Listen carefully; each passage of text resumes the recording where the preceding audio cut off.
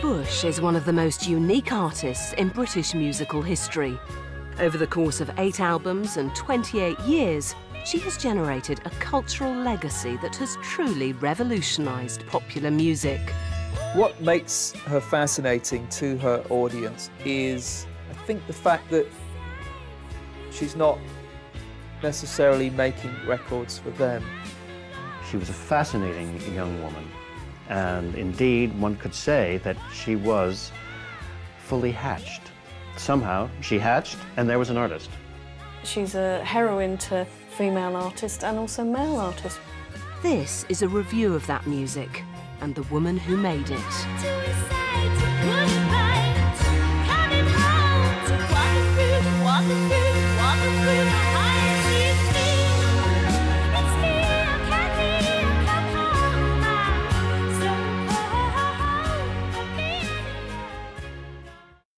Kate Bush grew up in a quiet part of Kent just outside London in the heart of provincial England. From a very young age, she had become captivated by modern music, and while growing up in the progressive 1960s and early 70s, the young Kate began to absorb an eclectic mix of traditions and styles. In terms of influences you can hear in her work, I've got to say that there's not very much that strikes me. She seems to me one of those rare people who is very much an original. What she'll declare as influences is people like Elton John. And, well, he's a singer-songwriter who plays piano, so you can see that as a starting point. She was 13 years old when Elton John was at his peak of pop success, and of course that is exactly the moment to be influenced. And one would suspect that Kate was influenced by Elton. Blue jean baby, L.A. lady, seamstress for the band, pretty eye, pirate smile, you marry a music man. There is an influence of 70s songwriters like Elton John, who used the piano, or Carole King. But again, there's huge influences of folk music, of English music hall. Kate's truly a one-off. She doesn't really slot into any category, and I think that's what makes her so incredibly special. I mean, in terms of British female pop singers, you know, I mean, we're talking Dusty Springfield, Sandy Shaw, Lulu. And then you arrive at Kate Bush. So there is no precedent, really. She absolutely was unique. I mean, she really was a one-off. There had never been anybody like her before. From a remarkably young age, she had begun to compose her own material on the family's upright piano. While still in her early teens, she unofficially auditioned for family friend and Pink Floyd guitarist Dave Gilmour. It would be this encounter that would drastically change her life and set her on the road to pop success. I was about 15, 16, and we thought it would be really interesting to see if I could get some of my songs published. A friend of the family knew Dave Gilmour, who at that time was looking for talent to either be involved with or produce or encourage. And he came down to hear some of my songs as part of the scouting process. And I think he was intrigued enough to feel that it was worth mastering the demos and presenting them to record companies in that form. He arranged this really remarkable all singing, all dancing demo where Kate went to Abbey Road and Dave hired a 30-piece orchestra. And they made 3 tracks, saxophone song, The Man with the Child in His Eyes, and the other one. Gilmour himself can't remember what the other one was. It didn't go on the record, I suppose is why that gets lost in the mists of time. Anyway, they were terrific and they impressed the EMI, and that's how the ball started rolling, and EMI signed this development deal with her. They gave her some money and they gave her a few years just to develop her sound. That would be unheard of today in that way. EMI were prepared to take a chance on an unknown artist, and give her time, and a female artist at that, which was very unusual. Kate used the time EMI had offered her to train and develop as an artist. She left school and concentrated on getting experience playing live, composing new material and attending singing lessons. It was also during this period that she began to train with dancer and mime artist Lindsay Kemp, an experience that would deeply affect the way in which she presented her own work. I knew that I wanted to do music, but I also knew that there was something missing from the expression. And I was very lucky just to see an ad in a paper. I went to see a show, and it was Lindsay Kemp. And really, I'd never seen anything like it before. And what he was doing was he was using movement without any sound at all, something I'd never experienced. And he was expressing so much, probably more than most people would express with their mouths. And it suddenly dawned on me that there was a whole new world of expression that I hadn't even realised. I was still at school, and it was a few months after that I decided to leave school and sort of throw myself into the world of music, and dance seemed to be something that was such a parallel to it that I felt it was good for me, especially in terms of being a performer, something that I knew nothing about. It's all part of her expressing the music and she does dance well. She's using her body like an instrument in the way that she uses her voice like an instrument. Midway through 1977, it was decided that Kate was finally ready to record her debut album. Sessions for what would become The Kick Inside started at Abbey Road Studios at the end of the summer. We knew nothing about Kate Bush at all, and we just assumed that this was another young girl, pop singer, etc. And we turned up on the session, and there she was. I think she was 19, and we started working, and within, I don't know, 20 minutes, half an hour, we realized that we were not working with your average pop singer. We were working with a very talented young lady, both in terms of composing and in lyric writing. When all of us came out of that first session, we all went to the canteen or the bar or whatever it was. And we thought, well, you know, either she's going to absolutely bomb or she's going to start a complete revolution. You know, and of course, none of us knew which. EMI similarly did not know quite what to expect from the 19-year-old's first record. They decided to release one of her most conventional tracks, The Man with the Child in His Eyes. However, Kate had different ideas and insisted that her first single should be the haunting Wuthering Heights, a song based on Emily Bronte's classic 19th century novel of the same name.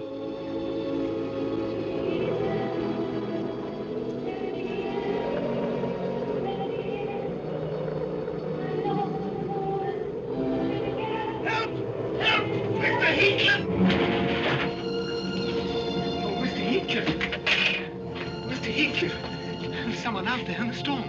It's a woman. I heard her calling. She said her name. Kathy, that was it. Kathy? Oh, I must have been dreaming. Forgive me, Mr. Heathcliff. Get out of this room. Get out! Get out, I tell you!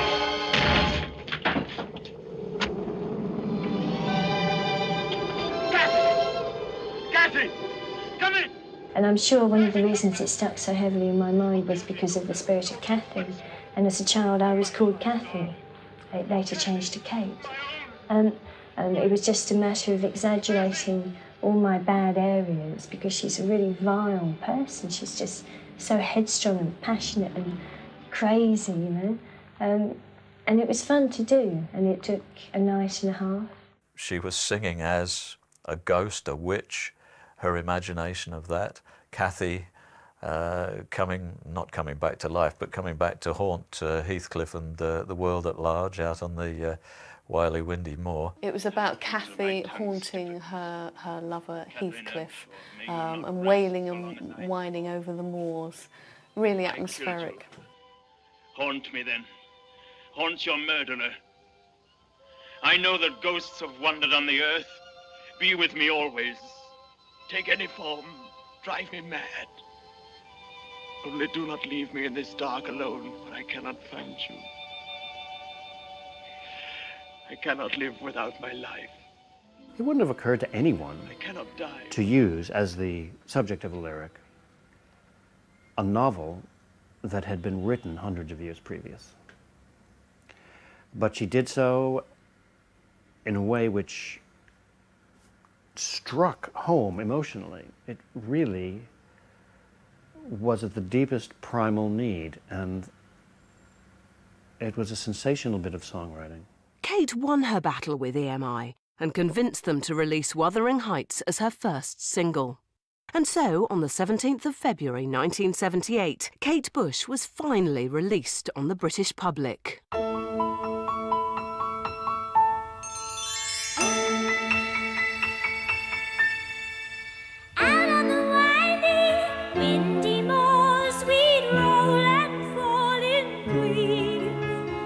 You had a temper like my jealousy, too hard, too greedy. How could you leave me when I needed to possess you? I hated you, I loved you too. Bad dreams in the night. He told me I was going to lose the fight. Leave behind my walking through, walking through.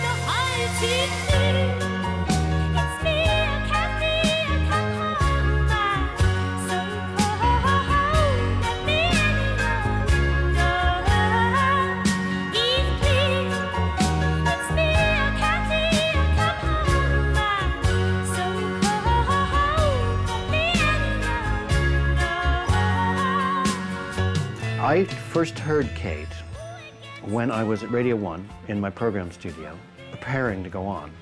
Kid Jensen was in the next studio, on air, and he played this new single. It was called Wuthering Heights.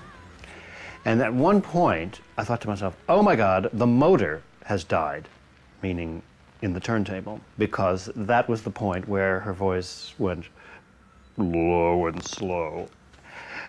I had no idea that someone would deliberately do that in the middle of a pop record. So I was really intrigued by this. It would have been a disaster if the turntable on Radio 1 had gone dead. And of course, it was genius. It was indescribable brilliance, inconceivable brilliance.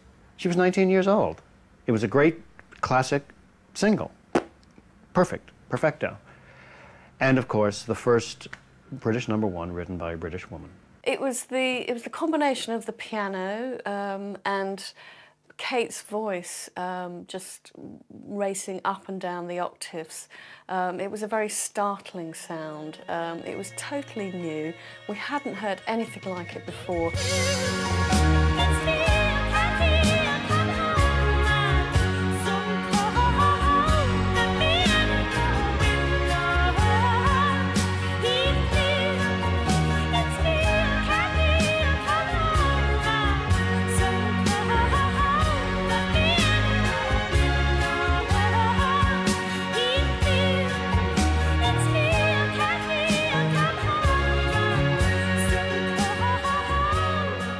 The guitar solo on the fade, which is a long guitar solo, it's almost a minute. But what is so wonderful about it is that it is at times a vamp on the melody, almost jazz-like, but then at times it is the melody. It's Kate as a guitar string. And at the exact fade out, it's exactly the same notes as Kate singing. So there is almost a loop through the whole 4.5 minutes of this record. Even though she's gone, she's still there echoing in your mind, which is perfect for the haunting effect of the record.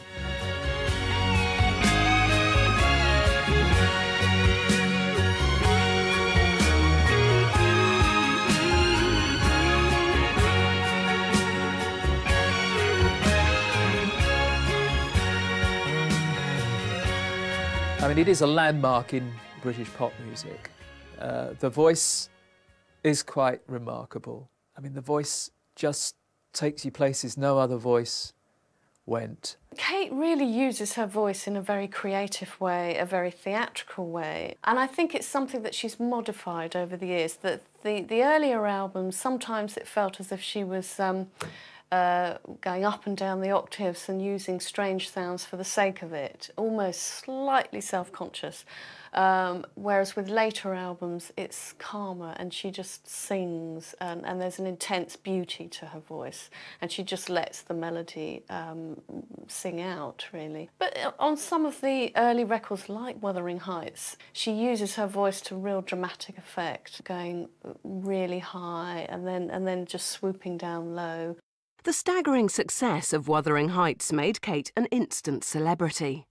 However, people were already beginning to question whether, like Emily Bronte, Bush would only be capable of one truly great work. Before the album came out, a lot of people thought, well, she's never going to be able to do anything like this again. I mean, this is such a fluke. Everything about it is a fluke. The voice is a fluke. The subject is a fluke.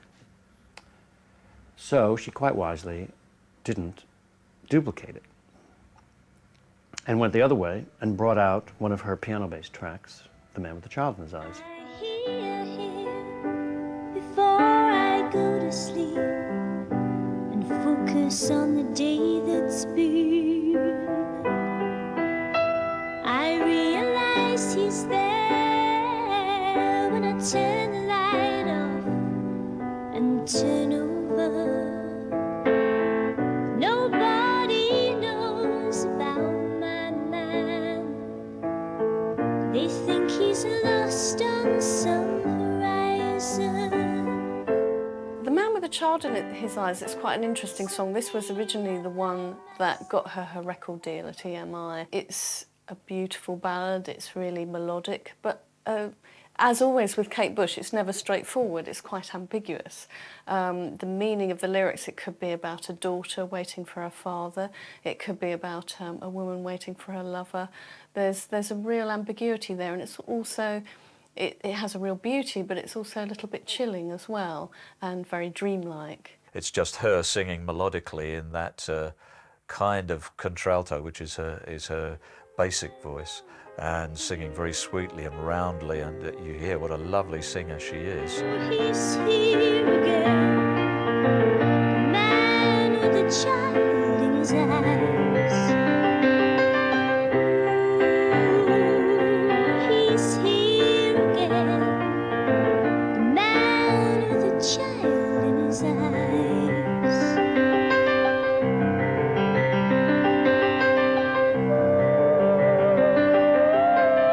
It's, to me, the opening to the sensual, sexual Kate Bush.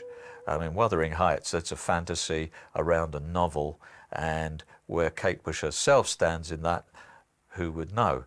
Obviously, she enjoyed the whole thing very much, but with this song, she's right in there. And as a teenage girl, as now, I'm sure, she's a very sensual, sexual person, and the two words go together in connection with Kate Bush just all the time. You've got to say both of those things, or know both of those things about her. That's where a lot of her inspiration and her power flows from, is from being a sensual person and enjoying being a sensual person and feeling that that's a force for good in the world. It's as big as that to her. I think she cares about it that much. And of course it's an element of love, but in the way she writes, and in that song it applies too, it's the sensual heart of it. That side of women's sexuality hadn't really been acknowledged or expressed because the 70s, even though there was a sort of real strong feminist movement, I think that hadn't penetrated into the mainstream, and I think people still thought along tram lines when it came to the sexes and what men were supposed to feel and women were supposed to feel. So Kate sort of really dodged around all that and came out with something that was quite daring. Kate Bush's debut album, The Kick Inside, was released on the 17th of February 1978. Despite her young age, the record is a remarkably mature and sophisticated piece of work. I think the best comment I ever read about the first album, The Kick Inside, that somebody described her as a cross between Lindsay DePaul and Angela Carter, the feminist novelist. And I thought that's absolutely brilliant, because that really does sum up the two things that are going on that record. You know, she is this pop princess. She's not quite Lindsay DePaul, but, you know, I mean, you can see where that's coming from. And then a song like The Kick Inside itself, which is, you know, this dark, dark song, effectively this suicide note from a girl who's carrying the child of her own brother. You know, and then there are other songs on the album about period pains and all kinds of subjects that very few people could ever imagine writing about in a pop song. And that's quite a special combination, and I think made it a unique debut album, and also contributed to this thing of really not knowing quite what she was. You know, was she pop? Was she rock? She was Kate Bush. The astounding success of her first album confirmed Kate's celebrity status, an aspect of her career that she would become increasingly less comfortable with over the years. You see, famous is one of those words, isn't it? It's so creative, because I think artists shouldn't be made famous. You know, they're just as important as doctors and priests. You know, maybe not as important sometimes. And yet they have this huge aura of almost godlike quality about them, just because their craft makes a lot of money. But at the same time, it is false importance. You know, football stars and theatre stars. It is man-made. It's so the press can feed off. But do you enjoy it? When you go out and people recognise you, and there's, I mean, do you enjoy that? No, sometimes it's a buzz. Being honest, sometimes it really is a buzz. But a lot of the time, it embarrasses me. It makes me feel awkward with the people I'm with, because they get embarrassed. But it's something I'm learning to accept. They're just saying hello in their own way.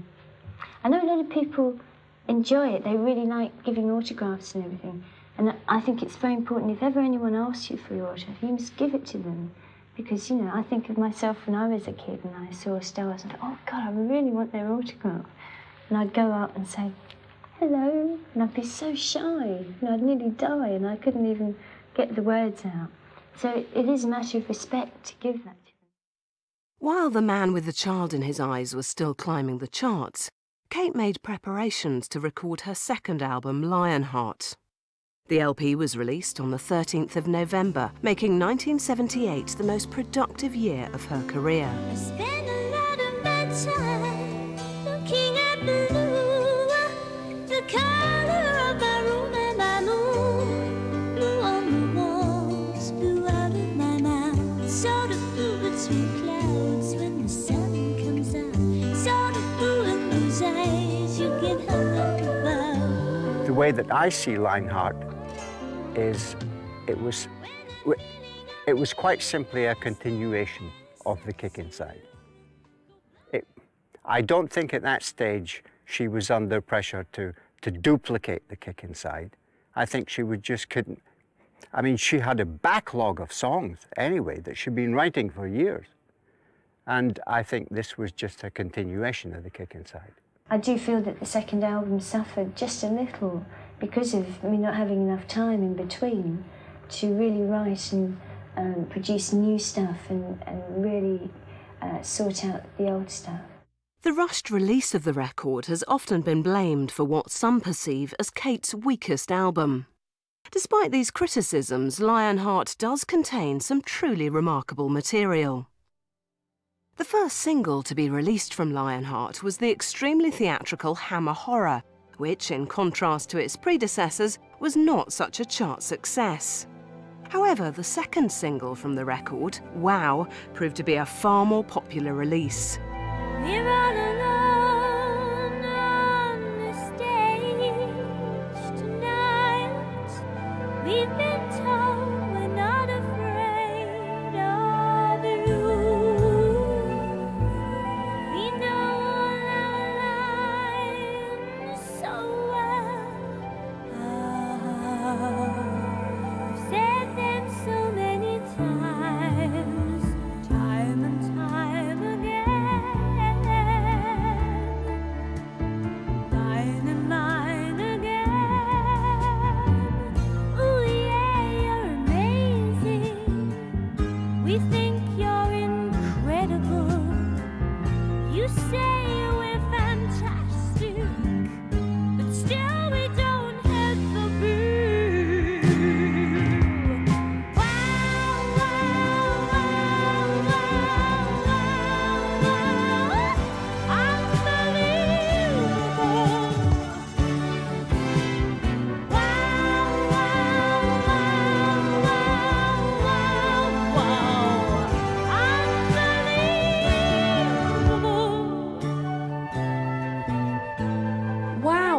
think is the sort of ultimate in lovey-dom, really.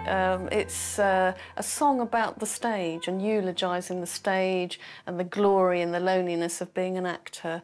And sort of, in a sense, again, quite typical of Kate Bush in that it's fairly complex because it's talking about the isolation of being a performer at the same time as the wonder of it and the wonder of attracting a crowd. And so it's this whole feeling of the showbiz world, and maybe it also starts to reflect on what she'd started to experience over the previous years of her kind of apprenticeship and then her entry into the full public eye, about the good and the bad of it.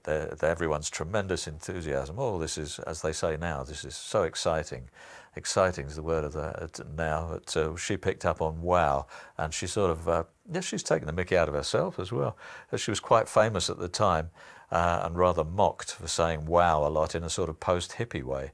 But there she's using it in the song, and it's in this showbiz way. Oh, we must all enthuse about everything. And oh, and that was rude as well, wasn't it? There's that line about the guy hitting the Vaseline, and in the video, just in case you didn't get the point, she pats her bum at that point. So that's what we're talking about, is this guy is gay. Yes, and she wants us to know that.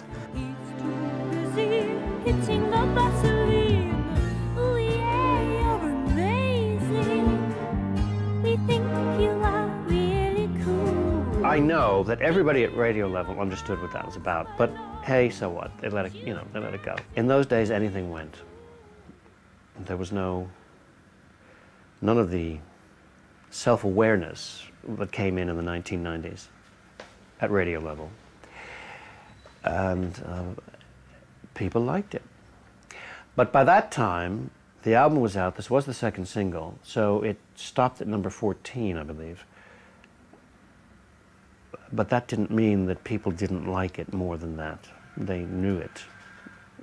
But many of them had the album already. The true theatrical nature of Lionheart would be brought sharply into focus when, in April 1979, Kate embarked upon her one and only tour. The show's ambitious production design, costumes and set pieces arguably became the template for the way in which all modern pop concerts are staged.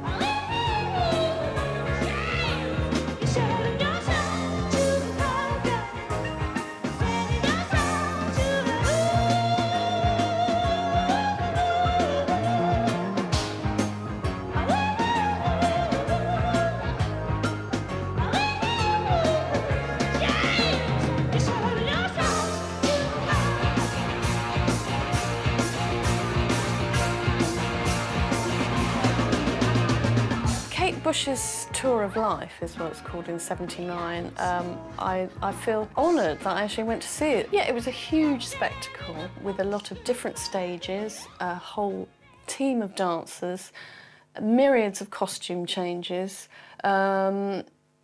musical theatre, but really high art musical theatre. One that really left you quite gobsmacked. And also she used the mic. I think she was one of the first. The neck harness, which she was one of the pioneers of, on a radio mic set on a neck harness. People had to deal with her dancing all over this shop very energetically, with a troupe with her as well as the band. It was much more than just a pop recital. And people just couldn't believe it, because she was doing stuff that it hadn't occurred to anybody to do. It was a great show, and obviously it's to everyone's regret that she didn't do more live work later.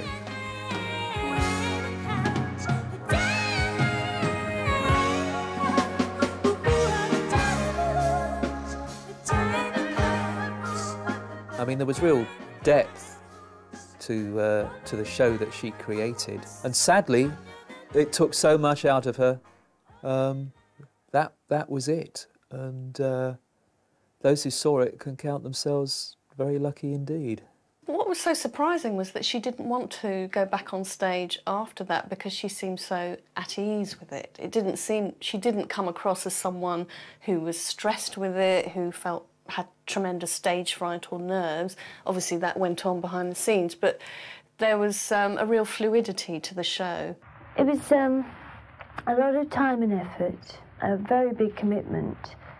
And it's getting to the point where nearly all my projects are very big commitments, and I think I haven't really wanted to do it since. I had to wait until the end of the last album to have enough new material to do a show.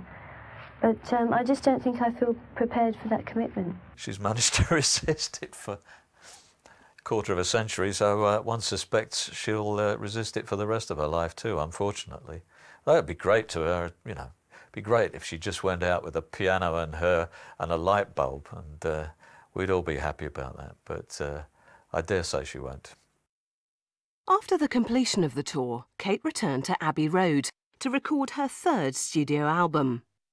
The first single to be released from the new record was Breathing, a song that showed a marked change in the direction of her writing.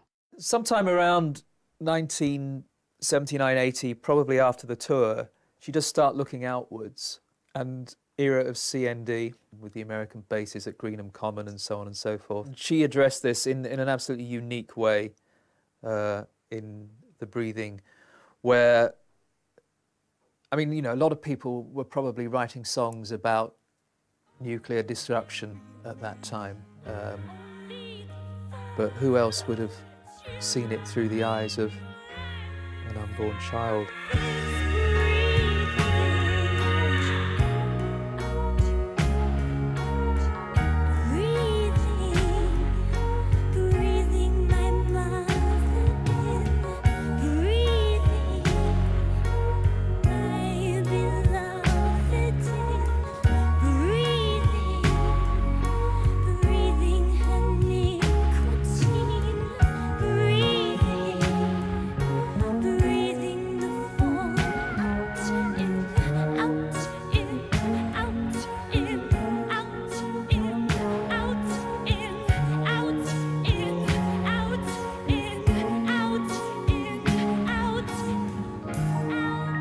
It's a very physical song. You get the sense of laboured breathing in and out, the life force gradually leaving this baby's body. And you realise after a while she's singing about a child in the womb who's being poisoned by plutonium, who can't breathe. It's really quite a shocking song. It has a beautiful melody, but it's really quite shocking underneath.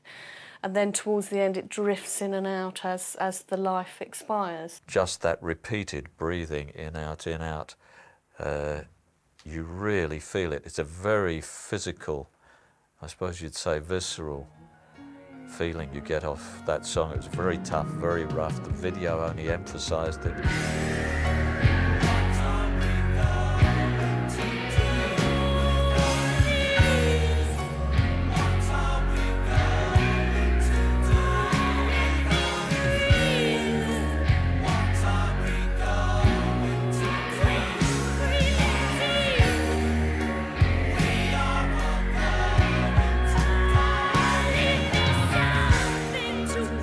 The problem with breathing, if there is to be said to be a problem, is that it isn't hooky. That's all. Also, the last minute is talking. That is not usually a recipe for a hit. And it's 5.5 minutes. So really, she's just confounding everyone, probably especially her record company, and not putting out a nice hit tune. Following Breathing, EMI decided to take the unusual step of releasing a second single prior to the release of the album. It was to be the far more commercial Babushka. Kate Bush came back with Babushka after Breathing. Maybe people at EMI were getting a little bit worried at that point, because Babushka is quite reassuring in its straightforward pop nature. It's almost a combination between a Russian lullaby and Broadway musical. It's got a real swing to it.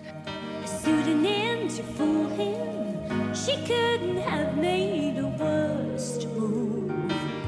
She sent him scented letters, and he received them with a strange delight.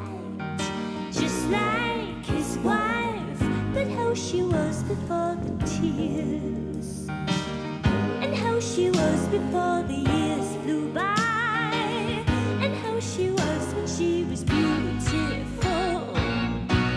She sang the letter on, babushka, babushka, babushka, yeah, yeah. Babushka, babushka, babushka, yeah, yeah. I mean, the conceit is simple enough of this woman testing her man's fidelity. But what the song is actually about is much deeper than that, of course, because you know, the woman has grown, I don't know, old and wrinkled or whatever, but she still feels the same young girl inside. And, you know, can the man still recognise what it was that he fell in love with in this girl all these years earlier? And with Babushka, you reach the conclusion that the wife, dressed up as the mystery woman, so this is sort of a very Arabian Nights sort of feel to it, she comes and meets her husband. She's in disguise, and the husband's very excited about her, though he wasn't excited about her as the wife. And so it ends in that moment of the meeting. And so there is actually, despite it's a humorous, farcical tale, there is also a certain poignancy about it. Babushka, babushka, babushka, yeah, yeah. Babushka, babushka, babushka, yeah,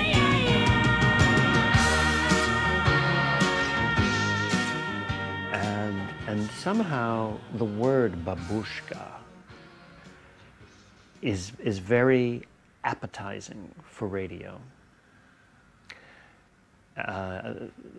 You know, in the late 50s, doo-wop was a big deal, and nonsense syllables, sha-na-na,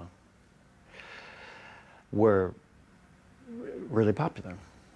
Well, babushka, although it is a word in Russian, it sounds like nonsense syllables as well, and they're nonsense syllables that go together very well. And I think this unknowingly appealed to the child in a lot of people. Never Forever was finally released on the 11th of September 1980 and quickly rose to the top of the album charts, making it the first album by a British female artist to reach #1. To promote the album, EMI decided to release a third single from the record, Army Dreamers.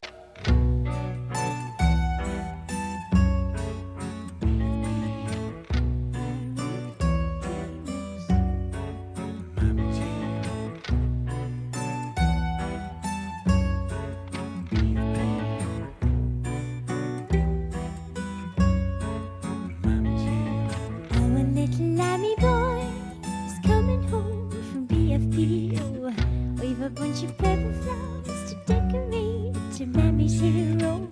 Morning in the aerodrome, the weather warm, he is colder. For her men in uniform to carry home my little soldier. What could he do? Should have been a rock star. But he didn't have the money for a guitar. What could he do? Should have been a politician. But he never had a proper education. What could he do? Should have been a father. But he never even made it to his 20s. What a waste, Army dreamers. Oh, what a waste of Army dreamers. That sleeve photo is fantastic. It shows her again using her body as a canvas to project several different kinds of visual image. Not an image that she's going to stay with, but for the song, this is the right look. And this song is so touching. It's a direct message about how if you have war, you're going to have young men who dream of being soldiers, go off and become soldiers, and don't come back. And the life is lost. It doesn't happen. Army dreamers, Army dreamers, Army dreamers. For me, that's the closest that I've got to a little bit of film. And it was very pleasing for me to watch the ideas I'd thought of actually working beautifully watching it on the screen. It really was a treat, that one. And I think that's the first time ever with anything I've done that I can actually sit back and say, I like that. That's the only thing. Everything else I can sit there going, oh, look at that, that's out of place. And At the end of the year, Kate released the Christmas single December Will Be Magic Again, and then retreated from the public eye. She began work on what would become The Dreaming, her first record entirely produced by herself. The production would be deeply affected by a profound change in popular music. The instruments on which musicians composed their material began to change as new technology made new sounds suddenly easily accessible. The warmth of your hand and a cold grey sky, it fades to the distance.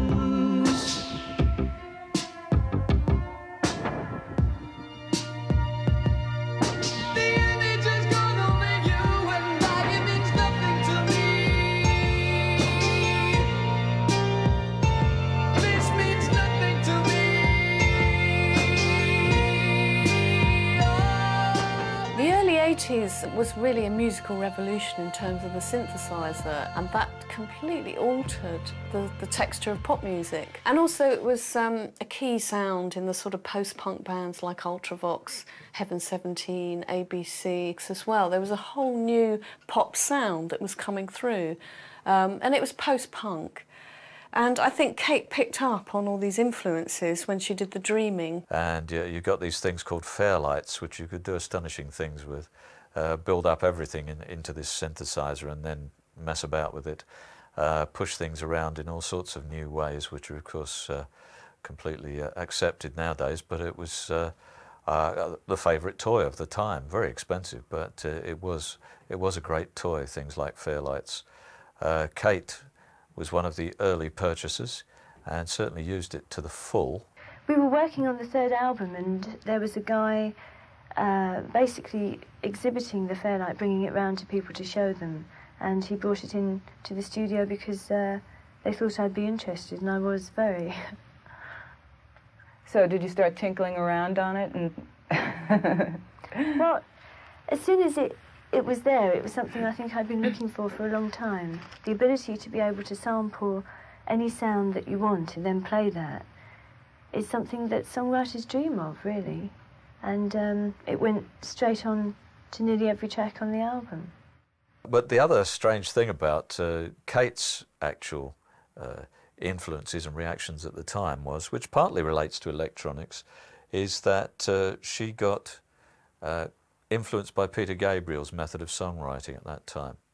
And Peter Gabriel, in his third or fourth album, he had started to move into writing to a rhythm track.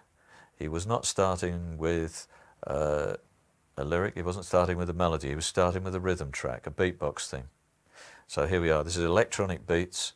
Kate saw Peter doing that, and at least to an appreciable degree, she adopted that. As Kate continued to work on The Dreaming, which was now entering its second year of production, EMI made the strange decision to release a single from the album a full year prior to the album's release. That single was Sat in Your Lap.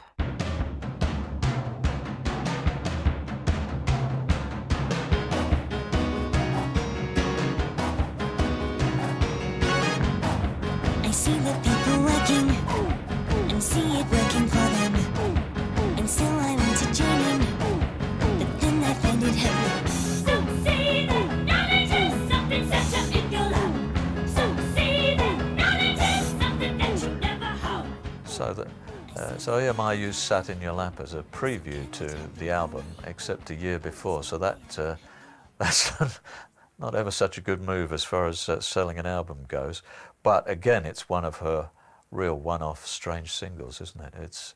I think it's absolutely stunning, that song. It's one of my all-time favourites of hers. But as 3 minutes on the radio, or 4 minutes perhaps, it's enormously powerful. chaotic. It's one of those records that is full of disruptive rhythms. Her voice is pretty wild. It's all over the place. It's really insistent. It's a very confrontational record. But I think people responded to that. There was a real passion in it that people responded to. But it's interesting because it's almost Frank Zappa-ish in its sense of parody, in the way she plays with different time signatures. Here comes the ladder. A gentleman come. Up the ladder. To better cheddar. To Salisbury. A monastery. The longest journey. Across the desert. Across the weather. Across the earth. Across the water. After the slow and complicated production of The Dreaming, the record was finally ready for release in the September of 1982. At the point of its release, the record did not receive universal acclaim, and to this day remains an album that divides its listeners. Kate has always said, EMI saw it as my mad record. They saw it as a commercial suicide note, and in a sense, because that was the feeling in the record company, you know how these things have their effects, it was sort of self-fulfilling prophecy. I'm sure they put some work into it, but they weren't working with confidence, to say the least. And so that will have played into it being a commercial failure. I don't feel it went away from the mainstream. I mean, whenever you make an album, you just do it and you hope all the songs are good and that you're trying to express what you want at that time, and I feel that I've done that, certainly with the last 3 albums. But I have to say, with the benefit of just, you know, the 23 years of hindsight, that I think bad reviews were a terrible mistake. That is a really powerful album. Some say it's her best, and I think that's a good argument. I might think it's her best on reflection. Some of those tracks are just knockout. The title track, what a piece of work that is.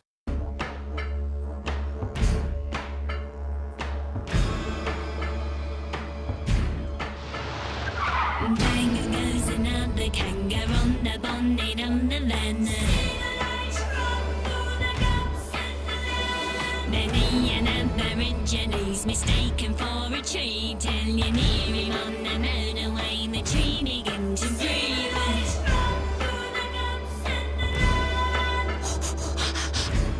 Coming in with the golden light in the morning. It's the new man. It's my dented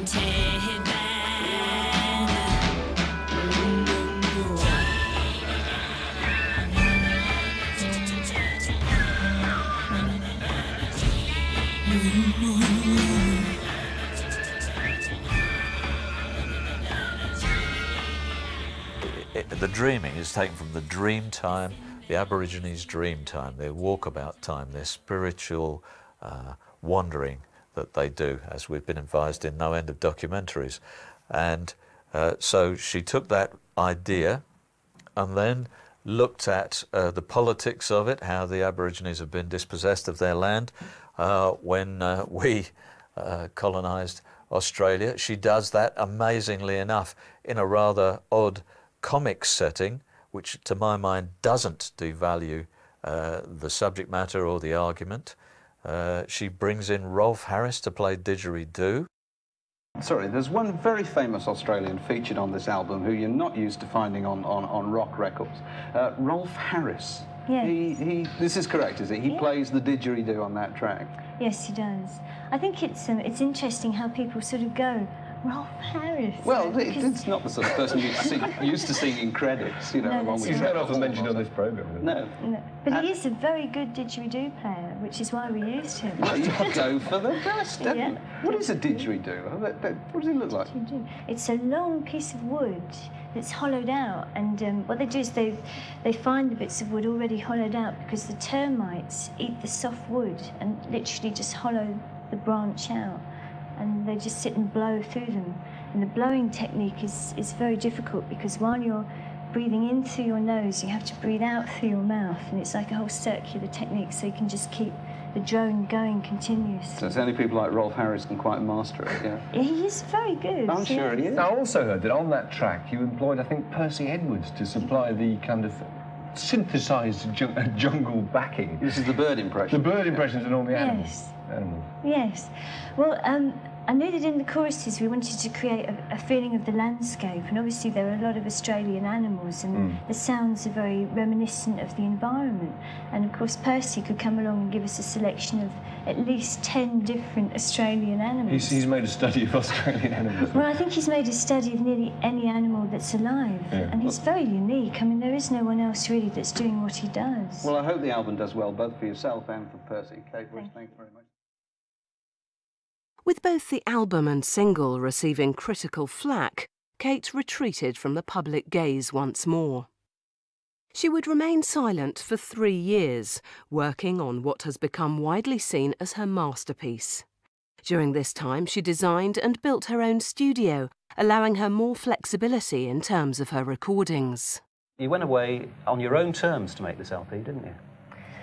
Yes, I wanted to make sure that we got our own studio together. That was the next move, really. I spent a lot of time on the last album, moving from studio to studio, and now we've got our own place, and everything is brilliant. It makes such a difference. Is it difficult choosing the right sort of gear to put in there, the right people to work with in that studio, and the location, of course?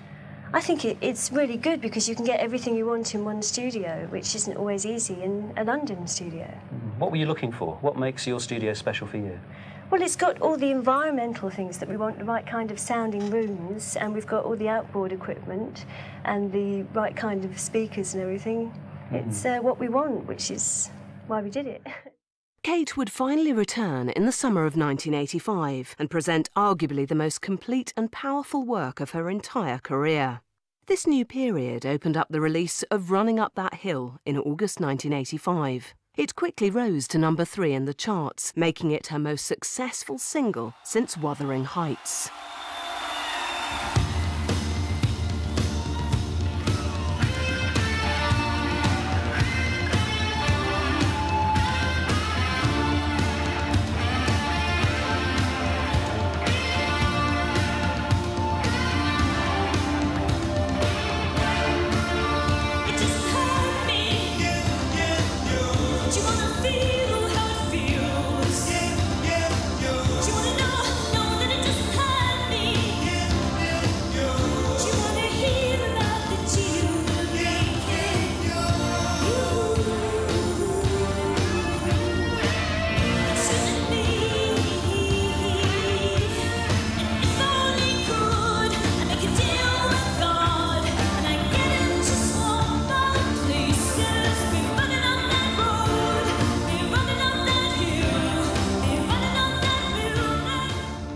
Rather like Wuthering Heights, EMI did not want this song as a single. She fought them for it, and again she won, with a slight compromise that they changed the title because it was originally called Deal With God. Running Up That Hill, of course, officially, the title is Running Up That Hill, brackets, Deal With God. And that's really important. The brackets is Kate Bush stamping her foot and protesting, because that Deal With God is her title for that song. She insists, she still calls that song Deal With God. That was one she lost in her endless disputations with EMI, friendly disputations, creative disputations. That one she lost, though.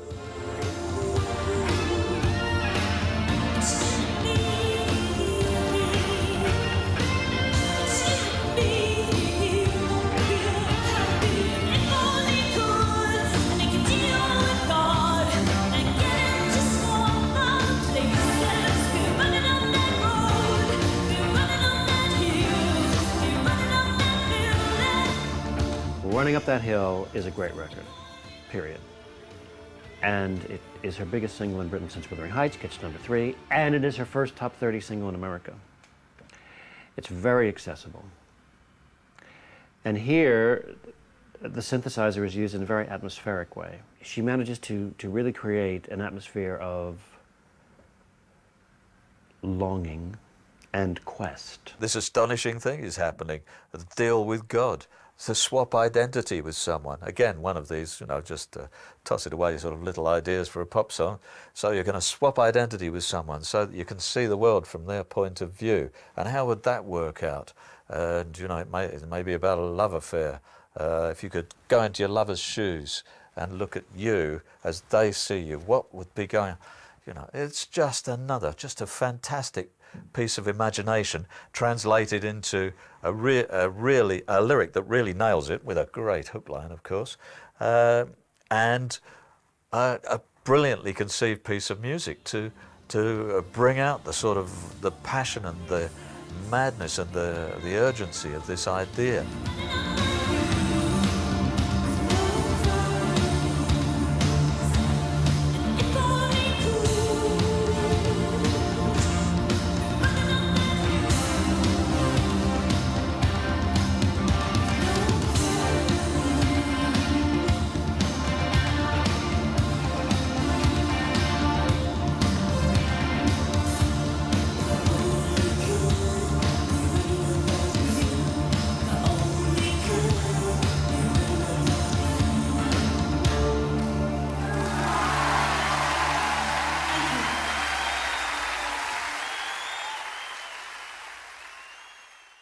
Perfect blending of the synthesizer and the drum machine, and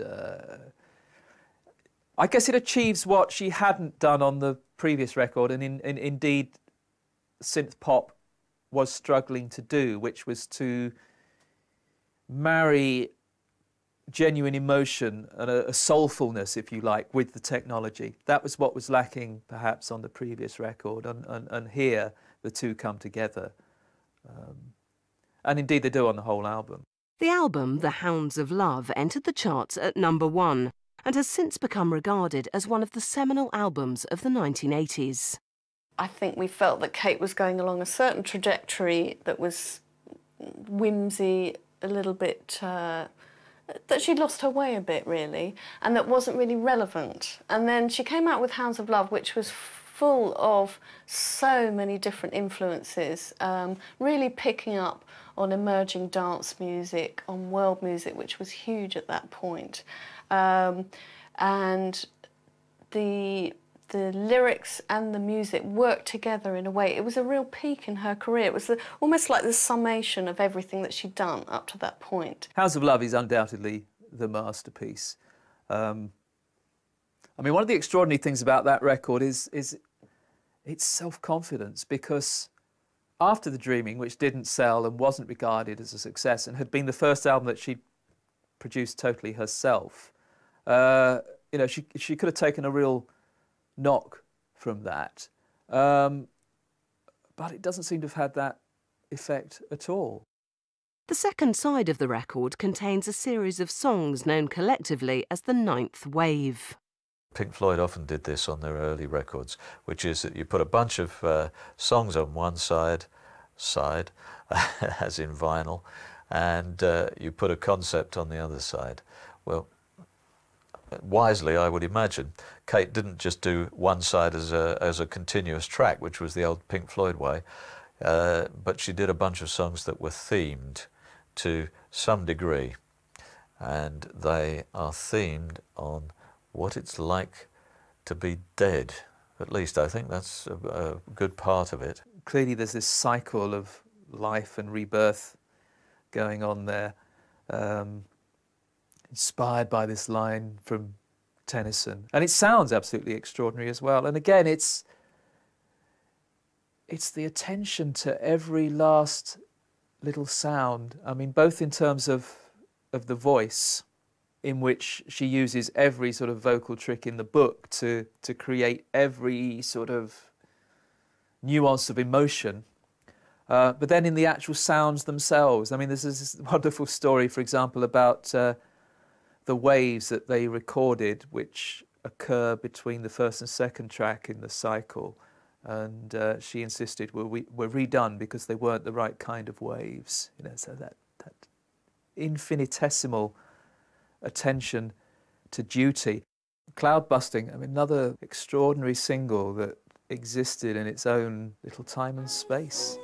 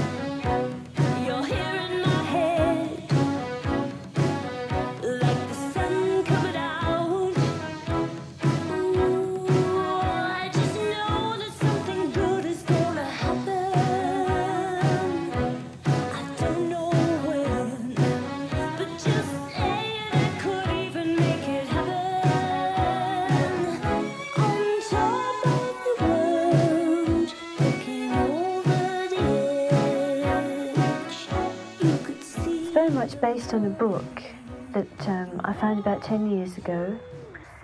It's called A Book of Dreams, written by Peter Reich, and it's about the relationship between himself as a child and his father, and what a special relationship it was. There's an incredible sense of innocence throughout the book because it's being written from a child's point of view, and you get a great sense of the magic of their relationship. His father was a very greatly respected psychoanalyst and had a great deal of theories on life energy, and also had a machine that could make it rain called a cloud buster, and together they would go out and go cloud busting. I won't forget.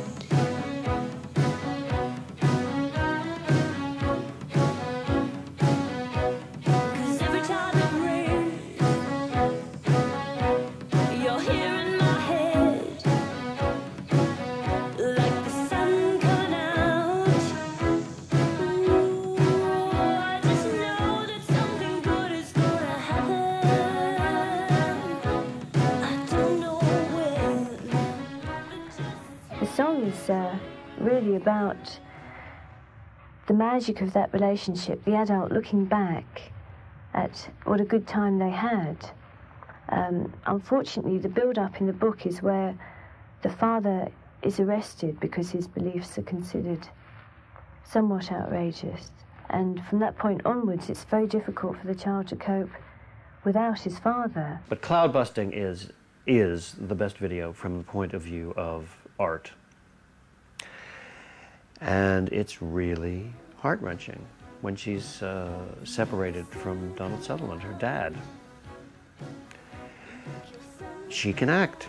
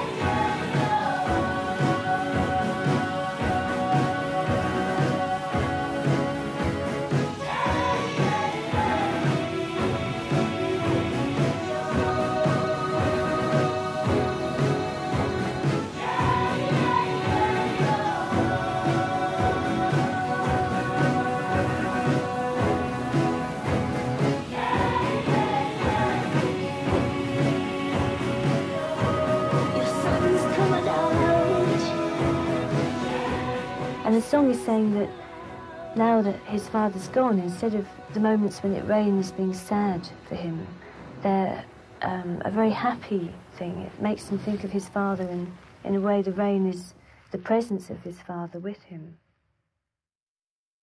With the title track from the record also performing well in the charts, Hounds of Love became Kate's most successful album to date. Suspecting that Kate would retreat from the world once more, EMI decided to capitalise on the success of Hounds of Love by releasing The Whole Story, a compilation album of her work up until that point. However, after the release, Kate again retired from public life and slowly began the lengthy process of composing her next record.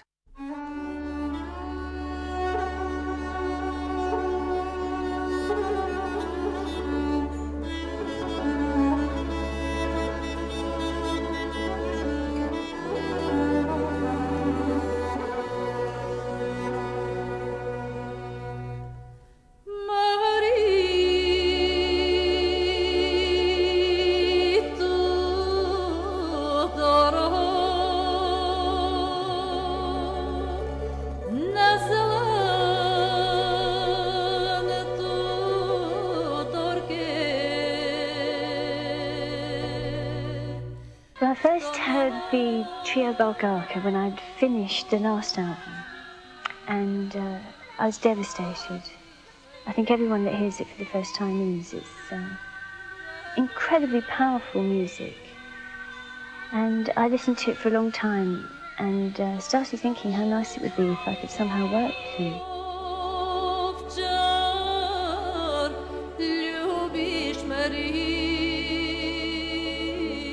While composing her new album, Kate had become deeply influenced by world music. This record contains many unusual instruments and influences, ranging from Irish folk to the Bulgarian Trio Bulgarka, who are also featured on the record.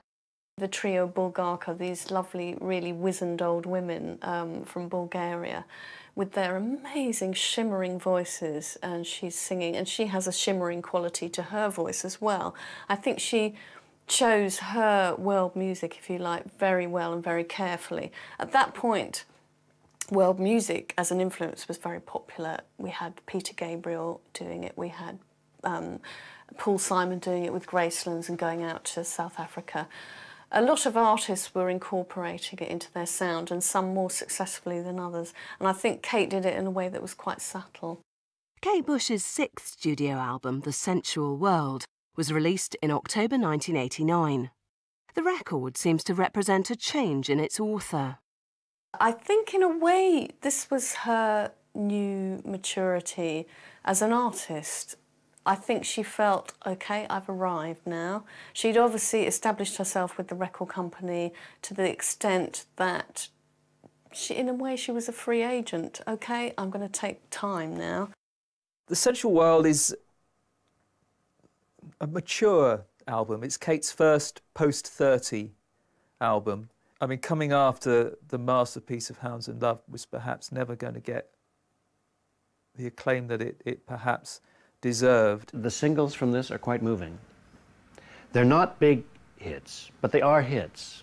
A Woman's Work is from this record, and is really moving. But people could really relate to that.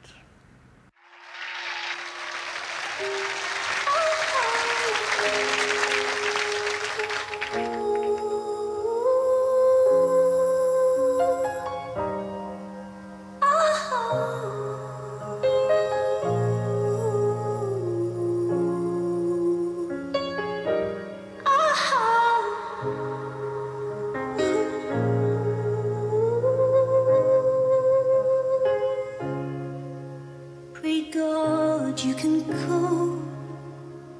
I stand outside this woman's work, this woman's word. Ooh, it's hard on the man. Now his part is over. Now starts the cry of the father. I know you have a little life in your head.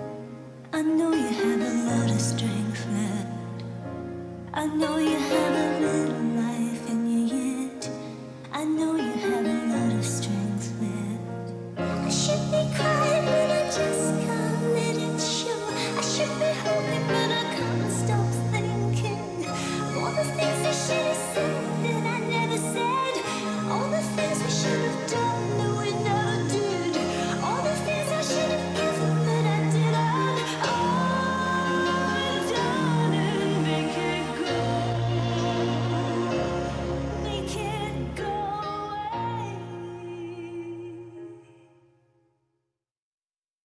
The most successful single from the record was the title track itself, released in September 1989.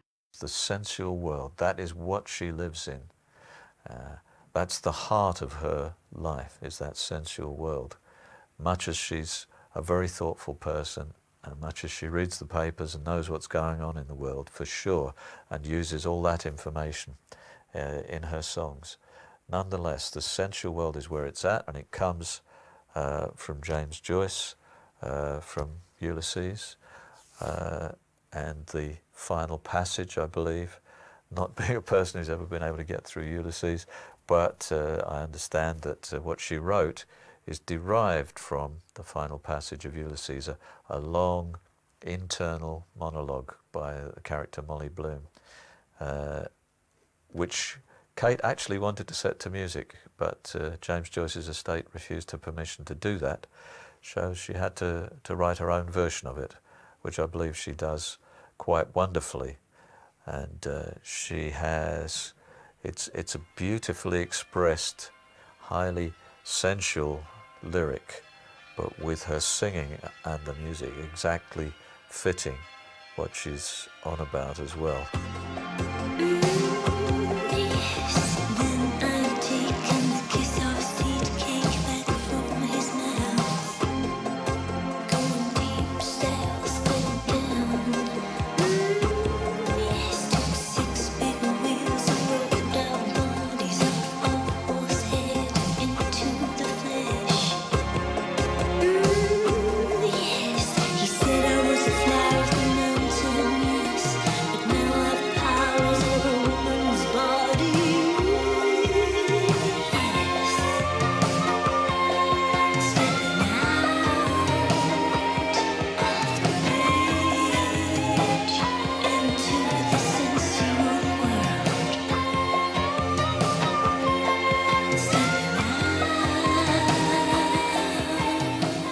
In a strange way, you'd say that Kate Bush, in her view of sensuality, sexuality, kind of always transcends lust because she thinks it's wonderful and good and great, and it's about communing with the other person and having a wonderful time.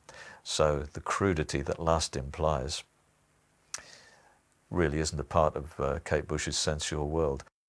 After the release of The Sensual World, the next anyone was to hear from Kate Bush was in the September of 1993, when she released Rubber Band Girl from her up-and-coming album The Red Shoes.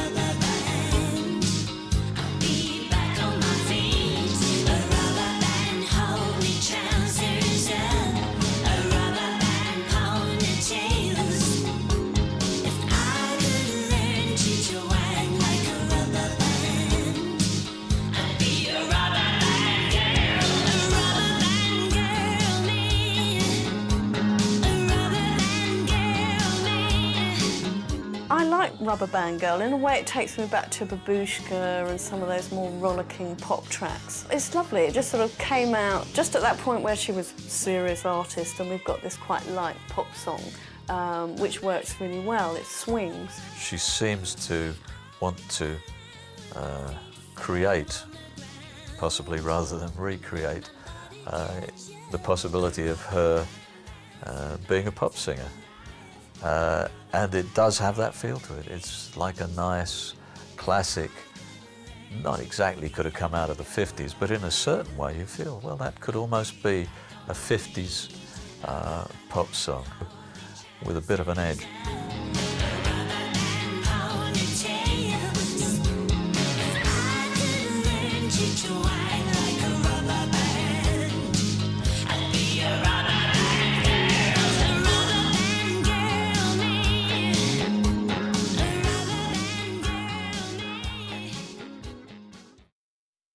The The Red Shoes followed in the November and was marked by the guest appearances of several celebrity collaborators.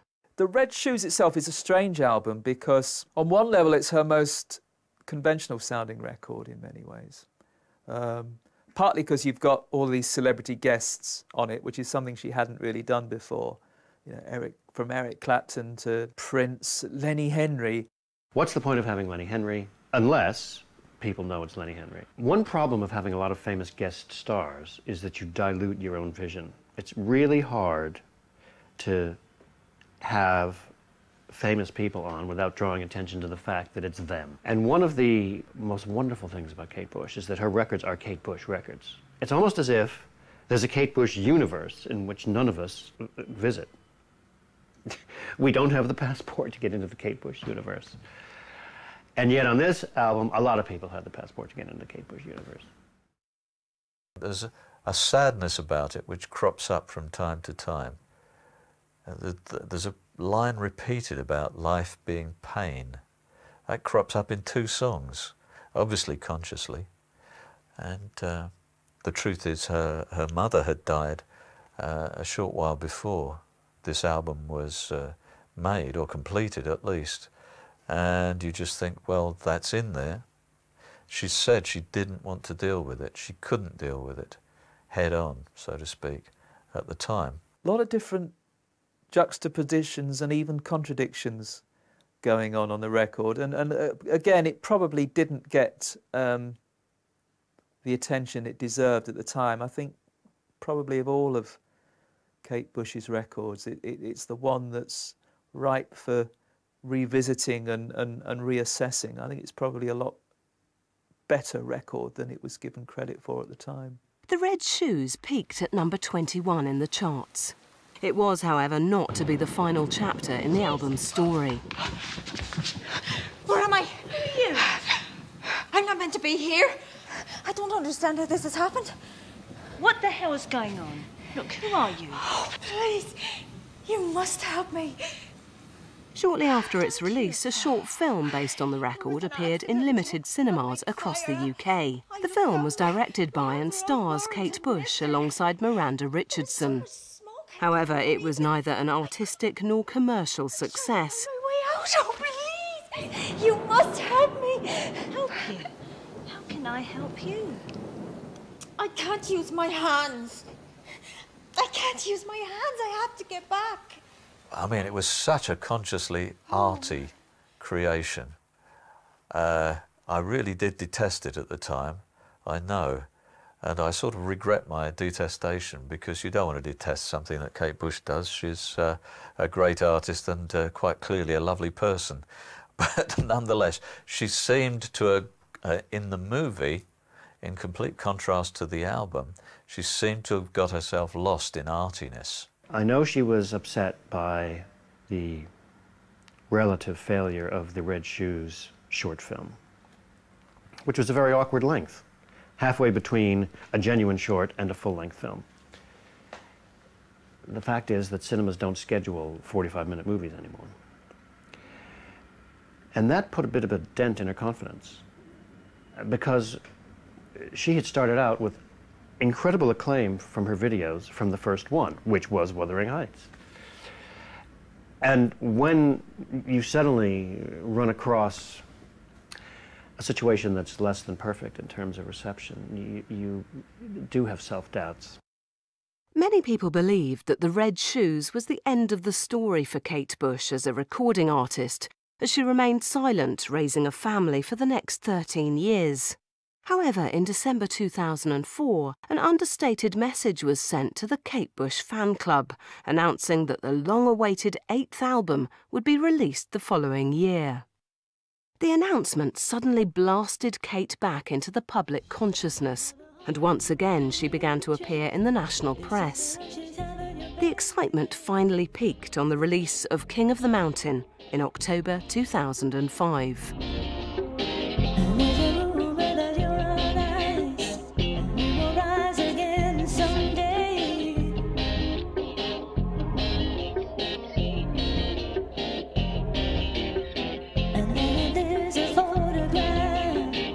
When you're dancing on your grave.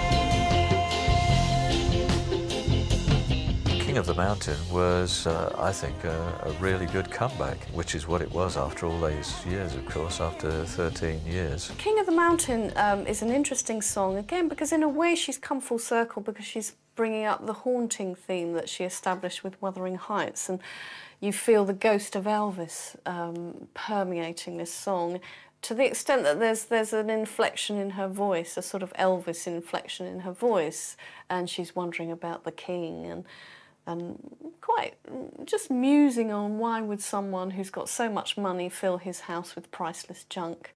Here she is reflecting on Elvis and what the greatest of them all did with his actual life outside of being the king, the millionaire who wasted his millions on junk, as she says. Very judgmental, Kate, rather unusual that. The album was released under the name Ariel on Monday the 7th of November and quickly made its way to number 3 in the charts. What a brilliant move, career move it turned out to be, waiting 13 years to make a record, because I can't ever remember any record that there has been that kind of anticipation and build-up towards. I mean, weeks before anybody had heard a single note, people were writing 1,000-word articles in broadsheet newspapers about what it might sound like. So the anticipation was enormous. Did it live up to it? I think it pretty much did. I think Ariel is a wonderful record. It's one of Kate's best, absolute best. I love that it's a double album. I love that she takes her time and it reflects 13 years. Yeah, I feel it's a real woman's record in that it really reflects what she's been going through, having a small child and being at home all day, and that sense of isolation and dislocation. It's there in songs like Mrs. Bartolozzi, which is so daring to sing a song about a washing machine and just have a chorus that is washing machine, washing machine. But for me, it really encapsulates what it feels like to be at home. The fact that motherhood has had such a profound impact on her. You know, the previous record had been about loss. This record is about redemption, really, and she's found it through motherhood. And although there are some profound themes on the record, you know, after the red shoes, this is Kate Bush finding her sunny uplands, and nobody is going to begrudge her that. Kate Bush's comeback shocked many critics, only serving to further demonstrate the unpredictable genius of this unique recording artist. Over the last 3 decades, she has been one of the most innovative and enduring voices in modern music, ensuring her place as a true pop icon.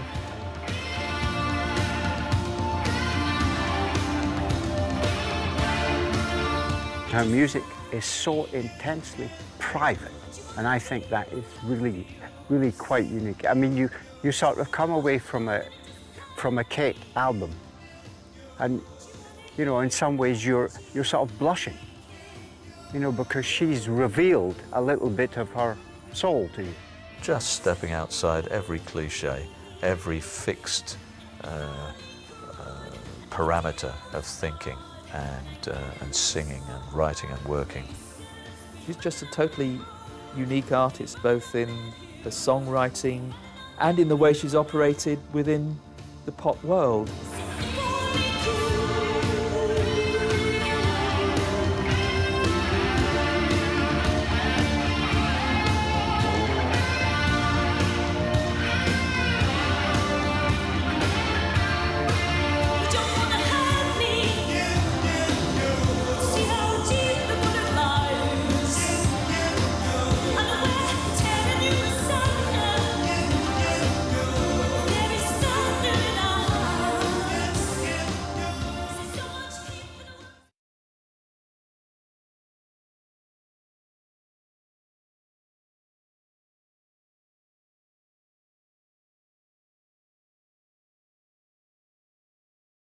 To do 2 holiday specials, both 1 hour in length, with Kate on Radio 1. And I recall the anticipation and excitement with the executive producer, who thought, great, we're going to have an hour with the biggest female pop star, and it's going to be great pop music. And of course, Kate chose sea shanties and Captain Beefheart, all this exotica that you wouldn't even think she knew, let alone preferred.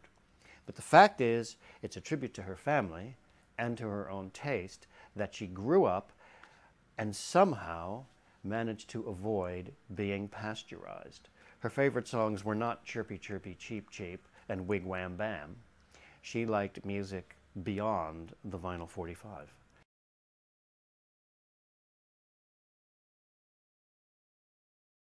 She provided me with one of my favorite moments at the Rock and Pop Awards, which were the predecessors to the Brits.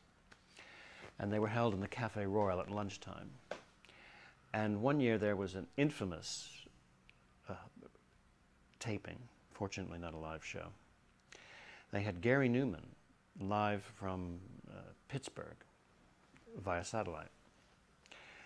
And he was chosen, he won Best Male. Yeah, I'd just like to say thank you for voting, and everyone that come to the shows and bought the records, and thanks for everything.